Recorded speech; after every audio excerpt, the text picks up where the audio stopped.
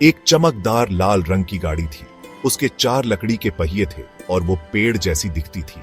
उसकी डालियों से खिलौने लटके हुए थे। गुड़िया, कारें और टेडी बियर हवा में झूल रहे थे। जब गाड़ी चलती थी तो एक छोटी घंटी टिन टिन करती थी। यह गाड़ी अलग अलग गांवों में जाती थी। कोई नहीं जानता था कि इसे कौन चलाता है। यह एक रहस्य था। एक दिन गाड़ी एक छोटे से गांव में आई। बच्चे उसके चारों ओर इकट्ठा हो गए। उनकी आंखें आश्चर्य से बड़ी हो गईं। यह कहां से आई थी? इसमें क्या जादू था? गाड़ी के पास एक बुढ़िया बैठी थी। उसने बैंगनी रंग का क्लोक पहना हुआ था। उसकी आंखें तारों की तरह चमक रही थीं। क्या वो ही जादुई गाड़ी की मालकिन हो सकती है? नमस्ते बच्चों, मैं ज़ारा हूं, उसने कहा। उसकी आवाज विंड चाइम्स की तरह मधुर थी। यह कोई मामूली गाड़ी नहीं है, यह एक जादुई खिलौनों का पेड़ है। बच्चे हाँफने लगे। एक जादुई खिलौनों का पेड़? उन्होंने ऐसा पहले कभी नहीं देखा था। इसे इतना खास क्या बनाता है? ज़ारा मुस्कुराई।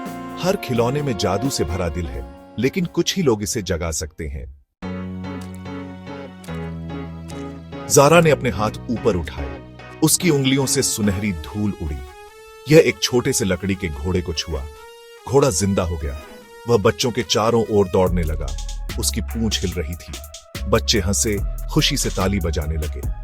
यह एक सपने के सच होने जैसा था। सुनहरी धूल ने एक गुड़िया को छुआ। वह गाने लगी। उसकी आवाज मीठी और सुरीली थी। बच्चे मंत्रमुग्ध हो गए। खिलौने सचमुच जिंदा थे।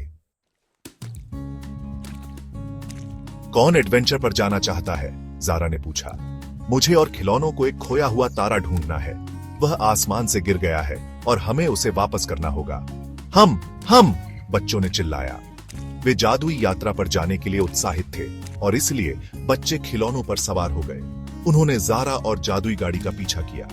वे जंगलों से गुजरे और नदियों के पार गए, खोए हुए तारे को खोजने की तलाश में। उनके दिल खुशी और आश्चर्य से भर गए। जादुई यात्रा उन्हें एक गुफा तक ले गई। अंदर गहराई में उन्हें गिरा हुआ तारा मिला।